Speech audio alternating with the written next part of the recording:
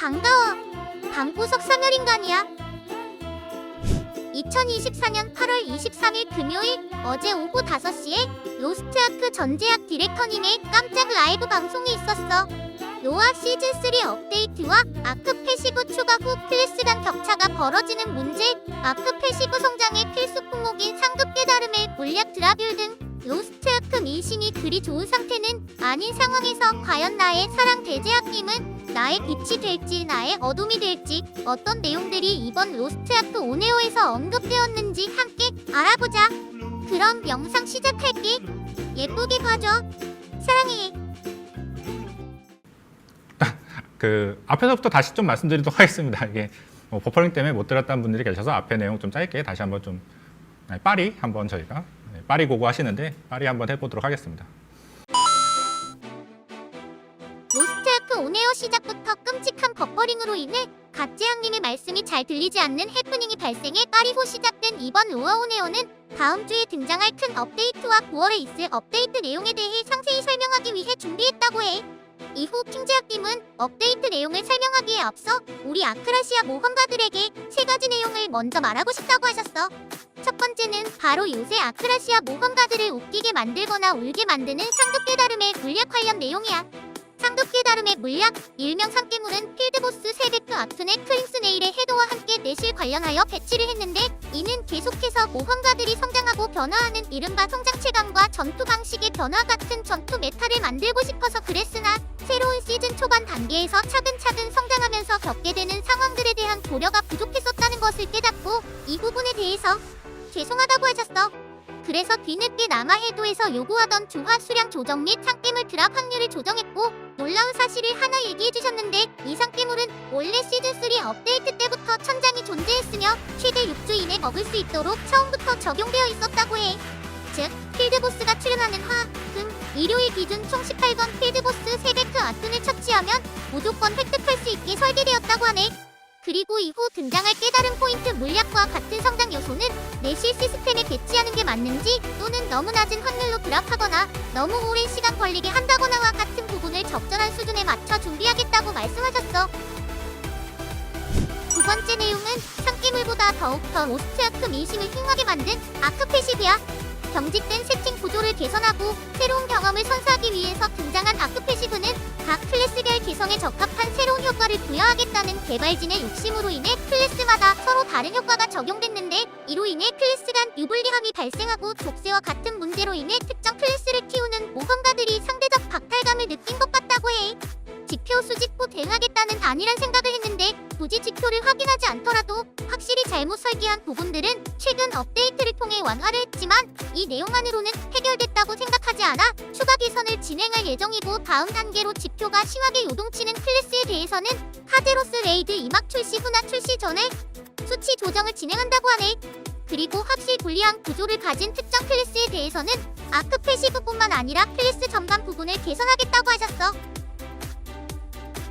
로스트아크 시즌2에서 시즌3로 넘어가면서 신규 아크라시아 모험가들이 캐릭터를 성장시키고 로스트아크를 플레이하기 어려운 환경인 것을 알고 있다고 하시면서 여러 모험가들이 흔히 말하는 폐사 구간 단계인 아이템 레벨 1600부터 1620까지 실제로 많은 모험가들이 정체 상태인 점을 확인했다고 해.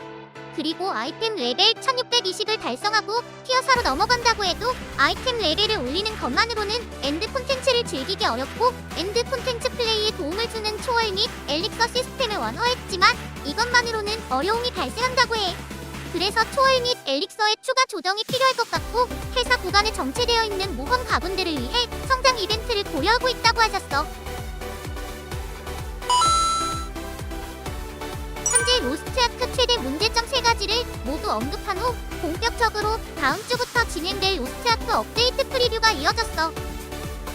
첫 번째는 바로 초각성이야. 초각성은 쿠르잔 북부 월드 퀘스트를 완료하고 전투 레벨 60 달성 및 아이템 레벨 1640을 달성해야 초각성 퀘스트를 진행할 수 있어. 초각성 게이지를 가득 채우면 단 한 번만 사용이 가능하고, 각성기와 초각성기를 선택해서 사용이 가능해. 초각성기 단축키는 Alt키와 V키를 함께 눌러야 하는데, 해당 단축키가 기존 탈것 단축키였기 때문에 초각성 업데이트 후 탈것 단축키는 Alt키와 코마키를 함께 누르는 쪽으로 변경된다고 하네. 물론 이건 디폴트 지정키라서 언제든지 원하는 단축키로 변경할 수 있다고 해. 그리고 초각성기 사용 시 무적이 되나 전멸 기믹과 같은 상황에서는 무적 효과가 되지 않고 쉽게 생각해서 초각성기 무적은 시간 정지 물약 효과와 동일하다고 보면 좋다고 해. 추가로 초각성기는 시너지 효과가 적용되지 않는다고 해. 초각성 스킬은 T슬롯에 지정되고 서포터 클래스의 초각성 스킬에만 전용 초각성기 버프 효과가 발생한다고 해. 초각성 업데이트와 함께 초각성기와 초각성 스킬을 성장시킬 수 있는 아크 패시브 도약이 업데이트된다고 해. 1티어 노드에서는 초각성기와 초각성 스킬의 기본 성능을 상승시킬 수 있고 2티어 노드에서는 초각성 스킬의 여러가지 효과를 부여할 수 있는데 일반 스킬의 트라이포드라고 생각하면 된다고 하네. 그리고 마침내 수련장 시스템이 개선된다고 해. 이제 수련장에서 이번 시즌3에 새롭게 추가된 아크 패시브와 유물 각인서 그리고 티어 4 보석, 신규 카드 세트 등을 적용해서 다양하게 클래스 세팅을 연구할 수 있다고 하네. 새로운 시스템인 펫 특기가 추가된다고 해. 펫 훈련은 슬롯별 하루 한 번만 가능하고 영지 주화나 골드를 소모해서 펫을 훈련시킬 수 있어. 선착장, 농장, 목장 공간별로 3마리씩 배치가 가능하고 펫 특기의 구체적인 효과는 예를 들어 영지에서 아이템 제작 시 대성공 확률을 증가시킨다거나 영지에서 파견 시 모든 고난 적응도를 증가시켜주는 능력을 가지고 있다고 해. 다음 주 업데이트를 통해 아직 등장하지 않았던 코르잔 북부 대륙 NPC의 호감도가 추가된다고 해. 코르잔 남부부터 우리와 쭉 함께 해온 아사르데런 렌과 아사르데런의 수장 타무트 그리고 카제로스와의 결전을 위해 모험가를 도와주러 온 가디언 미스틱이 그 대상이야. 앞서 언급했었던 퇴사 구간에 정체된 모험가들을 위해 새로운 성장 이벤트가 추가될 예정이야. 초각성 업데이트와 함께 추가될 신규 성장 이벤트는 이름은 초각성 로드로 원정대 내 한 개의 캐릭터만 지정할 수 있고 아이템 레벨 1600에서 1620까지 성장을 지원해준다고 하네. 11월 6일까지 이용할 수 있고 휴무익 이벤트 또한 11월 6일까지 이용할 수 있도록 연장된다고 해. 그리고 챌린지 미션 보상으로 공용 옵션 엘릭서 40세트가 지급되는데 세트 효과는 행운 효과라고 하네. 행운 효과는 세트 레벨 기준 10% 확률로 사용한 스킬의 재사용 대기 시간이 초기화되는 효과야. 공용 옵션 엘릭서 40세트 이외에도 챌린지 미션 보상으로 방어구 초월을 3단계까지 달성할 수 있다고 해. 초월, 엘릭서 시스템 또한 다시 한 번 더 완화되는데 기본적인 메커니즘이 바뀌는 건 아니지만 이제 상어탑 싱글, 노말 난이도에서 전설 엘릭서가 드랍되고 전설 엘릭서 제작 및 연성 레벨과 전설 엘릭서 지원 상자 레벨이 1600으로 변경된다고 해. 그리고 초월 시스템은 방어구 초월 4단계, 7단계 업적 조건을 난이도 구분 없이 3관문으로 변경했어. 이제 카멘 레이드 하드 난이도 2관문과 3관문을 클리어하지 않고 노말 난이도만 클리어해도 어둠의 불만 충분히 있다면 방풀초를 달성할 수 있어. 베히모스의 비늘을 교환하는 상점 또한 개선되는데 엘릭서와 어둠의 불 주간 교환 개수가 대폭 상승하고 이를 교환할 비늘 개수 또한 조정된다고 하네. 카제로스 레이드 서막인 에키드나 레이드 하드 난이도의 입장 레벨이 1640으로 변경된다고 해. 즉, 이제 에키드나 레이드 하드 난이도에서는 티어 4 관련 재료들과 유물 등급 장신구를 획득할 수 있어. 그리고 엔드 콘텐츠 중 일명 딜찍이 가능한 카멘 레이드와 베히모스 레이드와는 다르게 에키드나 레이드는 협력 기믹 등으로 인해 보스팩 딜러들이 공대를 짜도 쉽게 클리어가 어려웠는데 에키드나 레이드의 일부 협력 기믹을 완화한다고 해. 그리고 싱글 모드의 경우 일부 기믹 난이도를 낮추고 클래스별 성공률, 클리어 타임 등에 따른 조정이 진행된다고 해.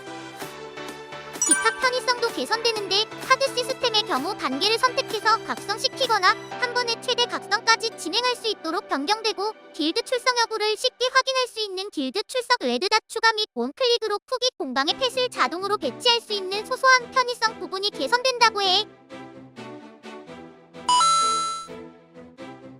5월 11일에 증명의 전장이 업데이트되는데 1대1 대장전이라는 신규 모드가 추가된다고 해. 대장전은 원정대 내 3개의 캐릭터가 참전하는 형식이고 증명의 전장 내 상위 랭커 스킬을 참고할 수 있는 상위 랭커 조율의 설을 가져오는 버튼을 좀 더 쉽게 알아볼 수 있게 변경한다고 해. 그리고 프리시즌 개막에 따라 새로운 보상이 추가된다고 해. 9월 업데이트의 핵심이라고 할 수 있는 카제로스 레이드 2막이 등장한다고 해.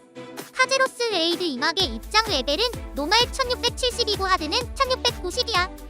1막인 에기르는 군단장 레이드 발판과 유사하게 어렵지 않은 난이도로 출시했지만 2막은 1막보다는 더 어려울 것이라고 예고했어. 2막 클리어 보상으로는 1막에서 얻을 수 있는 재료처럼 고대 장비를 제작할 수 있는 재료를 획득할 수 있고, 노말 난이도에서 사티어 유물 팔찌를 하드 난이도에서 고대 팔찌를 획득할 수 있는데, 2막 출시 이후 모든 티어 4 콘텐츠에서 팔찌를 얻을 수 있도록 변경할 거래. 그리고 2막 업데이트 이후 모든 티어 4 구간에서 드랍되는 혼돈의 돌이 운명의 돌이라는 아이템으로 변경되고, 신규 파밍 카르마가 추가된다고 해. 신규 파밍 시스템인 카르마는 4티어 구간에서 획득할 수 있는 운명의 돌과 파데로스 레이드 2막에서 획득할 수 있는 고대 장비 제작 재료를 활용해 아크 패시브 탭 내에서 진행한다고 해. 장비 제작 재료를 활용해 랭크를 상승시키고 운명의 돌로 랭크별 레벨을 상승시키는데, 카르마 효과는 전투 능력치를 상승시키거나 깨달음 또는 보약 포인트를 추가할 수 있어. 파제로스 레이드 2막 출시에 맞게 새로운 컨텐츠들도 함께 추가되는데, 포르잔 전선의 아비도스 3작전, 신규 가디언 코벌트 콜라키아, 매그닉 큐브 제2해 등 아이템 레벨 1680 이상 캐릭터가 입장할 수 있는 카오스 게이트가 추가된다고 해.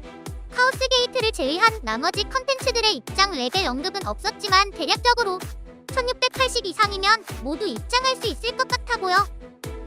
9월 이후 업데이트 내용도 살짝 공개했는데, 전 디렉터님이셨던 뒷강선 대강선님께서 기억의 오르골 이야기 중 한 개를 직접 집필하고 계신다고 하며, 신규 기억의 오르골 콘텐츠는 10월에 등장한다고 해. 그리고 악보 시스템은 시즌3 준비로 인해 연기되어 11월 또는 12월에 출시될 예정이며, 서버 이전권도 11월에 출시될 예정인데, 실시간 서버 이전이 가능하나 서버 이전이 가능한 서버가 정해져 있다고 해. 와우! 버퍼링만 아니었으면 1시간도 안 되는 짧은 프리뷰 시간이었지만, 정말 알찬 내용들로 구성되어 있는 시간이었어. 행을만 하고 모험가들 숙제하라고 빠져주는 수직 군단장 킹지하 멋지다 콩. 비록 이번 아크 패시브에서 아주 재미를 못 본 클래스를 육성 중이긴 하지만, 대제학님께서 개선하겠다는 약속을 했으니 그 약속을 믿고 그 외 다른 개선 사항들로 인해서 오늘 대제학님은 나의 사랑 나의 빛이었다 콩. 오늘 영상은 여기까지야. 영상 예쁘게 봐줬다면 좋아요랑 구독 부탁해. 감사 콩.